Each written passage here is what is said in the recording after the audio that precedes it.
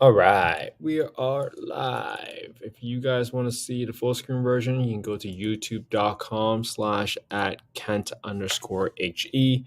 Now, today is going to be a little different just because I am in a hotel room where the bandwidth is not as good, in my opinion. So, what I'm going to do is do my best to simply go through the numbers. I'm here in Las Vegas for a conference, so I figured, hey, let's give it a shot and see what's going on with this market. So I picked out North Las Vegas, and I've been advised before by other realtors to, if you're looking for a nicer area, try to stay west of the 15.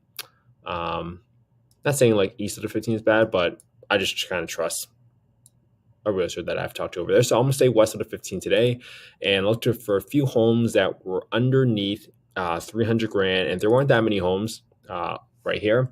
So what do we do, right? You can look for HUD FMR, and you guys can get your fair market rents here. But today I went ahead and expedited the process for you because when I looked it up, payment standards for North Las Vegas, this is what I found here. What's going on, John? How you doing, man? All right. So what we're going to do is we're going to look at, hey, what type of housing does this place cover? And this is a really good explanation, right? We talked a lot about how there's market rents for affordablehousing.com that you can typically floor. Then there's FMRs, which stands for fair market rents. That's usually what we've been able to find from the prior couple of maybe the last like 30 days where we've been underwriting properties, and that's really a good area where you guys can get the ceiling rents. But there's this other thing called the payment standards. Payment standards is the maximum amount of subsidy that the housing authority is allowed to pay on behalf of the clients. Usually, this includes things like utilities. So when you are able to browse your housing authority for whatever city or county or area or region, just like how this is Southern Nevada Regional Housing Authority, this is what I found. I found that the 3-bedroom FMR is 2071 and a 4-bedroom FMR is 2464. Now the payment standard is 1748, 2485, or 2957. So for me, if I can find something that can get to 2957, that's probably going to be the most ideal situation. I don't know what utility costs are, so I can't get into those details today. But at the bare minimum, I'm going to use this as sort of my ceiling rents here, and then I'll probably use 2464 as the 4-bedroom rent here, and it similarly for things. So I'm going to leave this number here, but you're going to see me type it all into the Excel later. I just want to share and use this time to tell you guys where am I getting these numbers from, just because I can't share the entire screen because I only have one screen today while I am traveling. Here's your property taxes, and here's your homeowner insurance. It seems pretty low actually, but hey, we'll see what happens. That's I like low property taxes. So what I'm going to do now is I'm going to switch over the share, and I'm going to go to switching over to the Excel file window. I'm going to bring this up. All right, so now you guys can see my window for this property.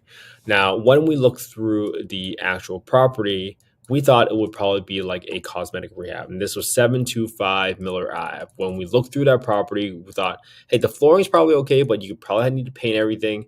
But there was this one area where we probably might be able to add an extra bedroom in a dining area. But that is some lofty goals there. But hey, we got to figure out whether or not we can make rent on this property or not. So let's kind of go ahead and populate some of these numbers. Now, right now, I have a estimate or $20 per square foot times 1248, which is the square footage of the home. Now, the monthly income rents, you remember from what our payment standards were, let me kind of write it down here.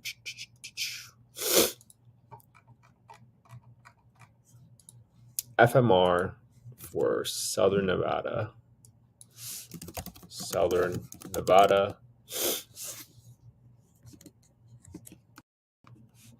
And our rent was FMR for 3-bedroom was 2071. And then our FMR for 4-bedroom was 2464 FMR. But then we have then we have payment standards. So let's see what the payment standard is. The payment standard is 2485, 2485. And then our 4 bedroom is 2957. 2957. Okay, so these are going to be what we're going to be using as rents to do this. I can look up affordablehousing.com really quick too. While I'm on the other screen, I'm going to look it up really quick on our behalf, just so we can have all these numbers, just because I like to keep everything together and keep the process pretty consistent. So the first one is going to be 725 Miller Ave, North Las Vegas. And I'm going to plug in these numbers. On the other screen, I have it up. If you guys want to know what I'm talking about, you guys can simply go back to old underwriting videos that I put up. 1798, 1302, and it's 1750. See, this is really low, the 1750. So even though your FMR is 2071 and your pace is 2085, it's still not, if it's not reasonable, the county might not even let you do it. So let's put it into 4 bedroom and see what happens. Let's see if there's a much bigger jump for 4 bedrooms. Okay, so this gets you to 2355. This gets you 2040, 1400, and 1895. Okay, all right.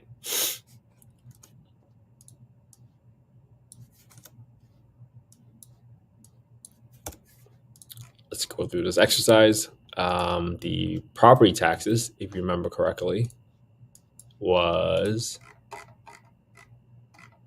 talk out loud, property taxes. Where is it? I'm just looking at the other browser, guys. Give me 1 second. Property taxes was $38. I don't know. That seems a little low to me. I am in the $60, so I always put a 20% premium. 10% for maintenance, and then a property management for 8%, vacancy at 3%. No note servicing here, but let's take our best case scenario. Best case scenario, 2485 right now, which is currently at a 3-bedroom property. 2485. And I can kind of tell that even though my best case scenario is 3-bedroom home right now is a 2485 at 8% interest rate. It's probably 8.5 now. Let's not be overly optimistic there. 25% down payment, 2.5% closing costs. This makes it to 2.08%. So I know right away that even if I get the best of the best case scenario, which probably includes utilities and I have no expenses for it, this market is not a deal. But, well, what if I lower it? Okay, now all of a sudden, let's add $20,000. Let's add $15,000, just in case I can convert some of the spaces to an additional bedroom, a legal bedroom, obviously. And I turn this into a 4-bedroom property. What might that yield me? What if this is 2464? No utilities first. Let's do 2464. It's not a deal. So what if I get the maximum standard at 2957? This is now 5.56% return. So even if I got the property, quote unquote, to be a 4-bedroom property by spending more money and assuming everything else is still working and it's a cosmetic fix only, and I can get the maximum rent at 2957, and I haven't even put in utility numbers in here yet, this is still only a 5.56 return. So this is not even close. So what if I can get a home that is a rehab at 200 grand? That still wouldn't work. 180, 175. Yeah, I'm thinking 170. Yeah. So to get to my personal goal of 17% cash and cash return, I would have to buy a property that I can renovate to get it up to a certain point to get to my maximum rents. To maximum rents, I need to put in some sort of utility cost. Like, it's pretty unrealistic that I won't spend at least $250 on utilities. And if you do that, it still kind of lowers it to pass my criteria. So for me, this is personally not a deal. I can go through all the different scenarios for you, but I usually figure out how to save my own time by looking at the best case scenario. And if the best case scenario in terms of rents still does not meet my own personal criteria, I generally stop. But it doesn't stop me from playing around with numbers and saying, okay, well, maybe this helps me determine my buy box. So not $170,000.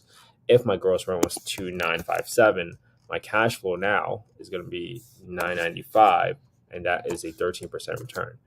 And if you are someone that's local to the area and think like, hey, I think Las Vegas keep increasing returns, right?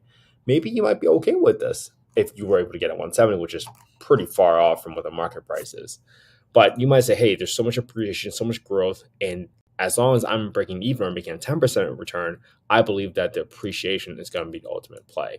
So completely up to you on what your risk appetite is, but this is just how one way I would look at a deal and just determine multiple different scenarios here, right? Now let's go back to the original ask. It was like, I'm going to write 280 because I knew it wasn't, but at $280,000, this was a 3.7% return. So I wouldn't buy it, but hey, I learned something about this market today, and I know that anything above 200 grand probably wouldn't work in Las Vegas, just given what the rents are. And that's okay. This was at 2957. It was 2957 as well. So cool. All right. So that was our underwriting for today. Thank you guys. I'm in Vegas. If you guys know any good food recommendations in Vegas, please DM me. Happy to welcome any food recommendations. And if you're in Vegas, DM me. We'd love to kind of meet some of the affordable housing community members here in this area. All right. And we are out. Appreciate your time, everybody. Have an amazing day.